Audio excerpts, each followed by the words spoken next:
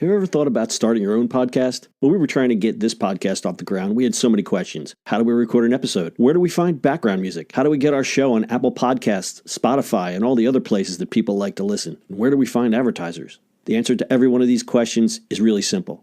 Anchor. Anchor is a one-stop shop for recording, hosting, distributing, and monetizing your podcast. And best of all, it's 100% free and 100% ridiculously easy to use. Anchor makes it simple to get up and running. You can upload and schedule your podcasts ahead of time. It publishes to all the major podcast platforms. You can easily check your stats. I could go on, but instead, why don't you go and get started? Go to anchor.fm/start to join the eCommerce Minute and a diverse community of podcasters already using Anchor. That's anchor.fm/start. We can't wait to hear your podcast. It's the eCommerce Minute, your daily dose of e-commerce, tech, and retail news with your hosts, Bart Mraz and John Suter. The eCommerce Minute is a production of Sumo Heavy, a digital commerce consulting firm in Brooklyn, New York, and Philadelphia. Find us on the web at sumoheavy.com. It's eCommerce Minute, episode 228. In today's episode, Adobe acquires Magento for $1.68 billion. Wow. Huge news this week as Adobe announced on Monday that it was acquiring e-commerce platform Magento Commerce for $1.68 billion with a B. The deal is all cash and is Adobe's most significant purchase in a decade. Magento was acquired by Premiere from eBay in 2015. The acquisition of the e-commerce platform fills in the missing e-commerce piece of Adobe's Experience Cloud. Brent Leary of CRM Essentials told TechCrunch now they have an offering that allows them to close the loop with consumers who are able to finalize a digital transaction that started online with digital marketing tools Adobe already offered. The deal also helps Adobe better compete with companies like Salesforce, which offers a similar suite of cloud services and recently purchased Demandware for $2 billion in 2016. This isn't the first time Magento has been to the acquisition rodeo.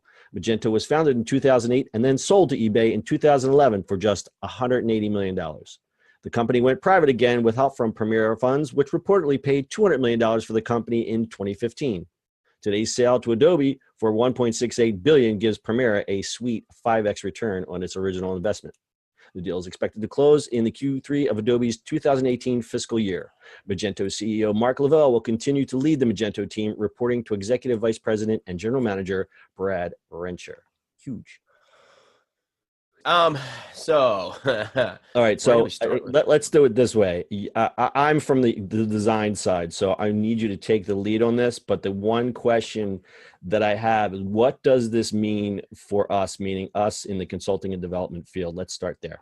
It means just a bigger platform. It's more mature. It's been bigger. It's been more flexible.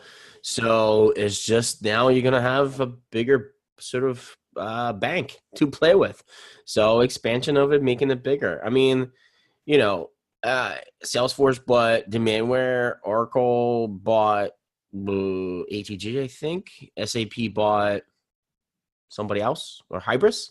Yeah, I mean, they're all bottom up. So they're all needing that, commerce sort of platforms. Adobe has a kind of commerce platform, but it's not the greatest. So I think just going to replace it with Magento itself. Yeah, it's not a big secret that they were looking for an e-commerce platform. They tried to buy Hybris and they got beat by, what do you say, SAP, right? SAP bought them, yeah. So you have this huge platform that is just going to be right in the Adobe ecosystem. All right. So obviously this story came out a few days ago. Some of the forums and pundits and whatnot have had time to digest it, and I've been able to go through some of the comments. The one thing that I noticed, I mean, there was a lot of pros and cons, and towards the end, I will read some of the funny comments. One comment was that Adobe will bring a lot of operational maturity, how to sell to the enterprise, how to provide enterprise-grade support. Magento stands to benefit from this expertise. Do you agree? Yeah, absolutely. Thanks. That's a great comment. Yeah, I mean, it's going to become more mature. Like, it's got to be an enterprise level. I mean, that's where they want to go, and that's, they have to go there, right? It's still, Magento's being as big as it is, not being under a big umbrella is a little tough for them. So being under Adobe, I think that's going to be mature. Great segue. So how do you think Adobe will embrace Magento's open source community? Soon to be seen. This is, I think, one of the biggest questions everybody has. It's forget everything else. It's how they're actually going to deal with the open source. So it's either going to get closed or they'll run right into it because I don't think they've ever had like they've never done that, right? I mean, you've been around Adobe longer than I have.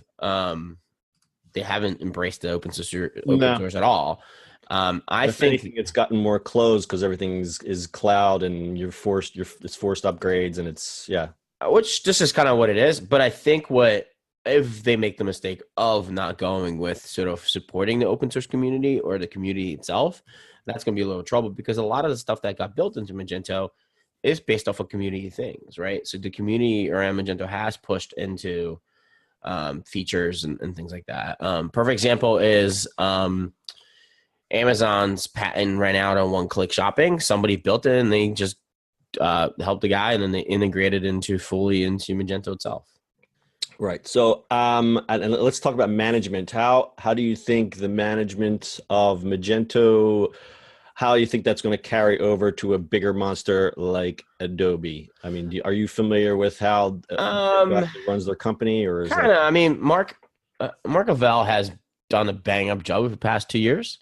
Kind of getting behind everybody and behind the community itself. So that's kind of cool. I mean, he's going to run it still, so that's great. It's just a bigger beast. So we'll see. We'll see how that goes. Obviously, Premiere got quite a payday on this, which gives, I think, Magento now would have a valuation of $1.5 billion, if I'm not mistaken. Shopify is trading at a $15 billion valuation and has a $760 million 12-month trailing revenue. So that's a 20x multiple. Do you even compare Shopify to Magento anymore? I mean, Shopify is so much bigger, but do you think it's like a whole different client base now? Different client base. As much as it wants to be, it's a different client base. I mean, there's just, Magento is a very open and flexible platform. Shopify is closed. So right. So there's benefits in both, and the person who has Shopify wants it to be as closed as possible. Yeah, I mean, there's always arguments on both sides, right? I mean, I love them both. They have their own purposes, right?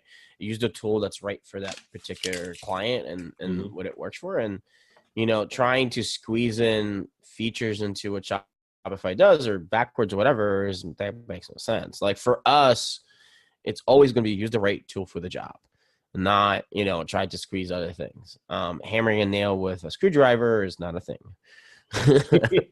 Well, for some people it is. You haven't been you haven't been to my house either. So anyway, but that's the point, right? It's use the right tools for the job. We've talked about this over and over and over, and that's our thing. And we're not platform first ever. So sometimes neither one of them could be good for anything, So a good point. So talking about tools, they made their UI UX tool XD. They just released that for free. I think it was last week. Is that a coincidental timing, or was that just completely? I think it's coincidental. I think it's not even. I think it's really coincidental. Yeah, which is fine. So what they're trying to do is create a whole suite for not only for developers but for clients. What do you think is going to happen with pricing tools? Like you have enterprise versus the open source version. Like what community? Like what do you think is going to happen? Well, so as much as we do a lot of community work and we actually do a lot of enterprise work. What they've struggled a little bit of having the differentiation, right? They started doing good things with the differentiation on the enterprise, where, I think if Adobe's smart, they'll do a lot of product stuff in there, a lot of features that it would cost a lot to build in on your own. It's easier to just go with enterprise level and kind of have that support. So we'll see what happens with that. I'm not sure how that's going to work out. All right. Now, last point I want to touch on is we've been involved in the Magento community since the inception. Since 2000, when it wasn't even Magento. Right, before it was even Magento. It was Varian, my friends. So we have various opinions over the years that have gone up and down of Magento, not of the product itself, but of how they do their some of their marketing, some of their tactics, when you had to be the partner, or if you were the partner. Would you want to touch on that? Sure. I mean, we've in crude forms, I guess, loved the product, hated the company. I love the people there. I know a lot of people that work there. But I think that most of the community has ups and downs with what it has happened. But that's also, when you get try to build a company to get bought by eBay, you build it one way and then get sold again. And then you get, because of, and really they had to get sold because PayPal and eBay was breaking up. So they broke up everything else. Right. And they tried to get sold again. Like, you get bought by a private equity firm. That's going to go into that private equity is not going to keep it forever. And Magento wasn't poised to go public, so you're going to have to sell it. It's always on the market for right. So it's always been on the market. So you were, I know you went to Imagine. I know you didn't go to all the functions and everything, but you were at the parties. Was there any buzz of this? No, not at all. Adobe made a deal with Magento like 2 years ago as a good partnership. So, right. Rating was on a wall, and then Adobe couldn't buy Hybris, and that was just given. Right. Right. It's what happened with the friend. It's funny because Magento got sold the same way twice. Yeah. Right. Because PayPal put some money into it and then it got sold. And then Adobe made a partnership and they got sold. It's like, yeah, it's kind of interesting how that works. All right. So what are the fears? I mean, they've put together, Adobe's come a long way because I'm Adobe from, Adobe Photoshop, and then Adobe bought Macromedia and they completely screwed that up. And Adobe's done kind of a lot of dumb things in the last 20 years, but the last 5 years, they've kind of evolved as a company now that's putting out a suite of tools, and they're more into the marketing and the whole ecosystem. What's your prognostication for this? Do you think this is, do you think 2 years from now we're going to be talking about another sale, or do you think this is they're in for the long run? Time will tell. Or too early to tell. Yeah. So I think, in my opinion, this is going to be a different thing, than what the rest of what they bought. Cause they bought a whole bunch of things and it just either got wrapped into it or, did other things with it. Sort of like they bought the marketing tool that they use now and it's exploded. The Adobe Experience Manager now, I think that's what they're calling it, has become pretty damn good. So I think with Magento, there's that whole idea that between the Experience Manager and sort of the commerce side of it, they'll have a good shot. So it might be a different world. And the one advantage they have is a suite of design tools. So me being a designer, I know working with Sumo the last 8,000 years, I'm on my own set of tools and you guys are on your own set of tools. And I think this is just kind of bridge that a little bit in terms of just workflow and project. And I guess that's why I mentioned that UX tool, because that's something that kind of bridges developers and designers and kind of brings everything together in the middle. And I think, I guess we're going to see more of a, I guess from the design side, we'll see more of like a peek under what happens in the e-commerce development part of it. And conversely, the dev side will be able to, see what's going on the design side. So I think that part kind of makes sense there. Yeah. At the end of the day, I think this is overall good. Like for us, we look at it totally different than everybody else. Community kind of flipped out a little bit and we're like, listen, it's just another platform, For us, it's always important about the client and what we do with them. If that goes sour and goes somewhere else, platform-wise, we'll find something else with them. Right. So I read some of the rage comments. Position. All right, let's get into the rage. I only found a couple pro. It is a fantastic acquisition for Adobe, in my opinion. I just hope they don't change too much or anything at all and just take the revenue instead. Someone else wrote, Magento is going to change the world. Signed Mark. Well, no, I'm just kidding. The cons, there was a lot of angry developers. Like there was just some like, sir, Drupal is the best. Like I didn't even pay attention to those comments. But one was, as if Magento wasn't enough difficult. Bad English there, but I get what they're saying. New management, new devs, new set of bugs. No one cares. Magento was a one-trick pony with a waste of a purchase. Okay. Bye-bye open source. The open source of Magento will be dead really soon. As a person who worked on a few Drupal sites, I hope they flush that turd down the toilet. And the best comment of all, they should buy the rest of the X-Men. Because Magneto, get it. I don't know.